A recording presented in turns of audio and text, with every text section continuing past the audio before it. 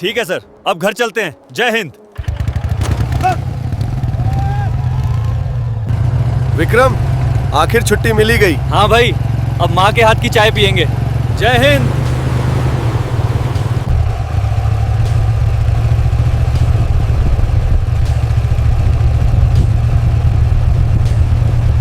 राजेश, देखो आगे, लगता है पुलिस चेकिंग चल रही है। हाँ भाई, धीरे चलते हैं, कागज तैयार रखो।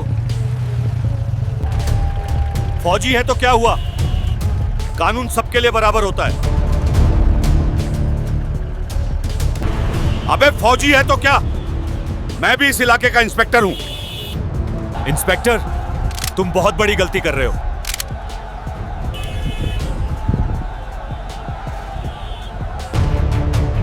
क्या कहा? कैप्टन विक्रम को पुलिस ने गिरफ्तार कर लिया है। मैं सेना लेके थाने आ रहा हूं। जल्दी चलो, फास्ट। सब ट्रक में बैठो, थाना पहुंचना है तुरंत।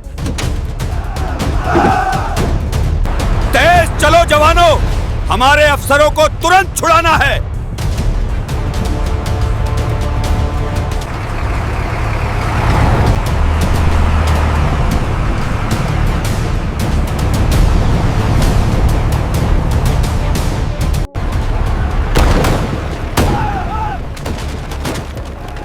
पूरे थाने को घेर लो, कोई अंदर से बाहर न निकले।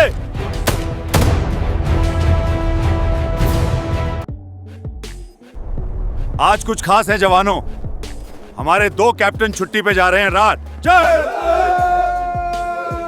छुट्टी मतलब आराम नहीं, जिम्मेदारी का नया रूप है।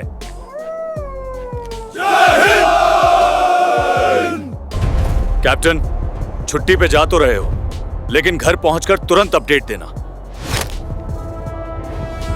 माँ, एक खुशखबरी है, मैं घर आ रहा हूँ, छुट्टी मिल गया। ये तो बहुत अच्छी खुशखबरी सुनाया। जल्दी आजा बेटा, मैं इंतजार कर रही हूँ। और मेरे साथ तुम्हारा बेटा भी आ रहा है। ठीक है सर, अब घर चलते हैं। जय हिंद। विक्रम, आखिर छुट्टी मिली गई। हाँ भाई, अब माँ के हाथ की चाय पियेंगे। जय हिंद।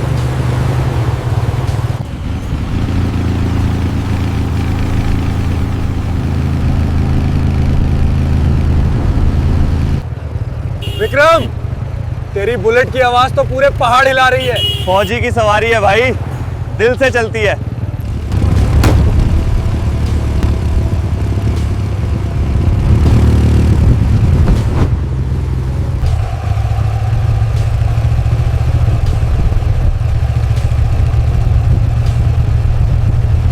राजेश, घर पहुंचते ही माँ के हाथ की गरम गरम रोटी खाऊंगा, बस उसी का इंतजार है।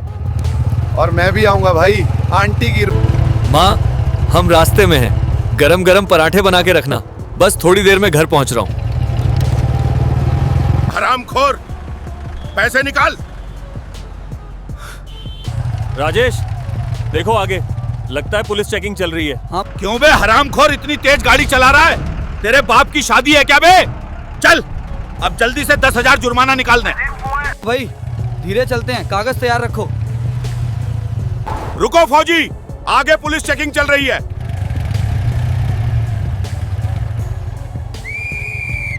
इतनी तेज गाड़ी क्यों चला रहे थे? सर, माफ कीजिए, छुट्टी पे घर जा रहे हैं।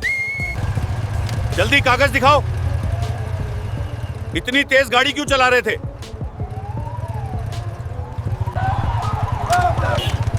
अबे साले, ये तेरी सरहद नहीं, जल्दी से कागज और पहचान पत्र दिखाओ। ज्यादा होशियारी मत दिखाओ, पहले कागज और पहचान पत्र निकालो। सर, हम भारतीय सेना से हैं। ये हमारा आर्मी आईडी कार्ड, हम छुट्टी पे घर जा रहे हैं। फौजी है तो क्या हुआ, कानून सबके लिए बराबर होता है। साहब, हम देश की सेवा करते हैं, कानून की इज्जत करना हमें भी आता है, लेकिन बेइज्जती बर्दाश्त नहीं करेंगे। पहले तरीके से बात कीजिए। इंस्पेक्टर साहब, लेके करते यार। अरे बहुत देखे हैं मैंने तेरे जैसे फौजी। जल्दी से जुर्माना निकाल दे। इंस्पेक्टर, लगता है तू ऐसे नहीं मानेगा। ज्यादा हीरो मत बन। अभी हथकड़ी लगा के थाने ले जाऊंगा। हम वर्दी की इज्जत करते हैं इंस्पेक्टर, लेकिन घमंड किसी का भी ज्यादा दिन नहीं चलता। इंस्पेक्टर, फौजी रिश्वत नहीं देता, कानून की बात करो। सुन बे 2 टके के फौजी, ज्यादा बहस मत कर, नहीं तो जेल में डाल के इतनी मारूंगा कि सारी हेकड़ी निकल जाएगी।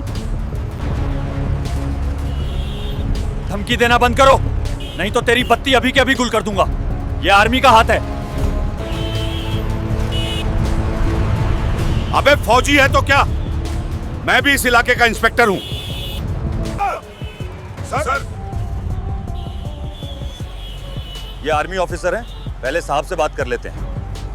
कांस्टेबल, इन दोनों को तुरंत गिरफ्तार करो, थाने ले चलो।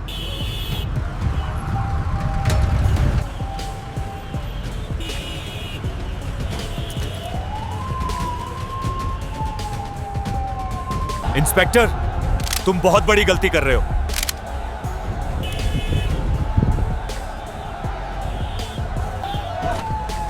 इंस्पेक्टर बैठ, अभी भी वक्त है, ये गलत फैसला मत लीजिए। सर, हमें पुलिस ने गिरफ्तार कर लिया। यूनिट लेके थाने की तरफ आ जाइए, कुछ कीजिए। क्या कहा? कैप्टन विक्रम को पुलिस ने गिरफ्तार कर लिया है। मैं सेना लेके थाने आ रहा हूं। सैनिकों, हमारे कैप्टन विक्रम को पुलिस ने गिरफ्तार कर लिया है। तैयार हो जाओ, जल्दी थाना की तरफ चलो। सब यूनिट ध्यान दें, मूवमेंट शुरू। यस सर, पोजीशन ले ली। टैंक आगे बढ़ रहा है, रास्ता क्लियर रखो। अब थाने चल। तेरी सारी हेकड़ी वहीं निकालूंगा। इंस्पेक्टर, अभी भी वक्त है, हमें छोड़ दो, वरना तुम्हारे लिए मुश्किल हो जाएगी। इन फौजियों को जेल में डाल दो, बैठ के आटा पिसेंगे। जल्दी चलो, फास्ट, सब ट्रक में बैठो, थाना पहुंचना है तुरंत। चलो चलो चलो चलो चलो। Men, let's go! Forward!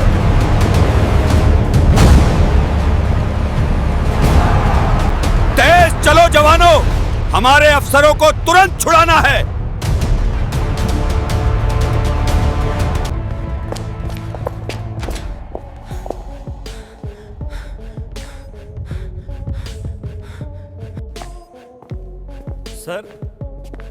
Sir, एक बड़ी दिक्कत हो गई है। क्या बकवास है, सीधे बोल। साहब, एक बुरी खबर है, फौजी आर्मी का टैंक लेकर थाना की तरफ आ रहे हैं। क्या बकवास कर रहे हो तुम आर्मी वाले, लेकिन क्यों? सर, वो जो आर्मी वाला हमने जेल में रखा है ना, वो आर्मी का कर्नल निकला, और सर वो अपनी पूरी यूनिट लेकर थाने की तरफ आ रहा है। तो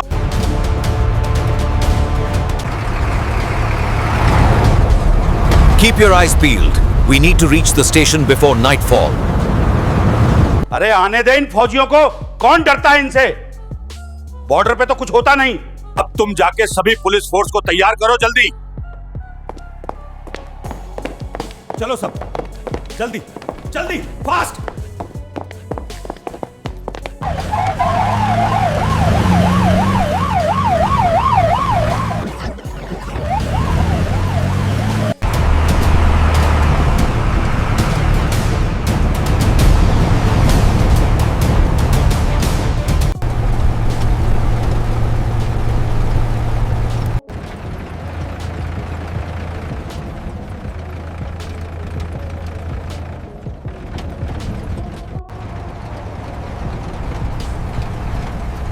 निकालना पड़ेगा।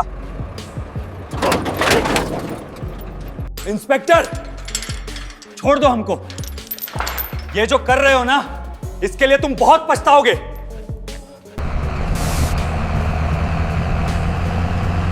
आने दो इन 2 टके के फौजियों को, डरता हूं क्या मैं? आज इनको नंगे पैर पूरे शहर में घुमाऊंगा, तब समझ आएगा इन भिखारियों को।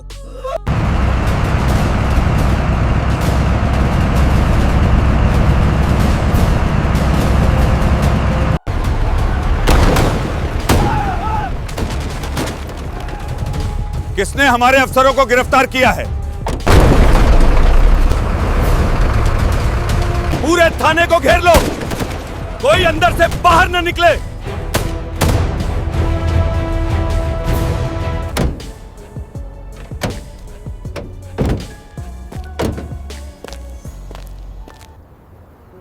इंस्पेक्टर, तुम्हारी ये औकात?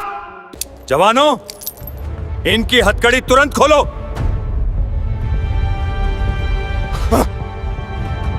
सर, इंस्पेक्टर ने हमारे साथ बदतमीजी की और रिश्वत के पैसे भी मांगे। सैनिकों की बूटों की तेज आवाज से पूरा थाना गूंज उठा और ऐसा लगने लगा जैसे जमीन खुद कांप रही हो।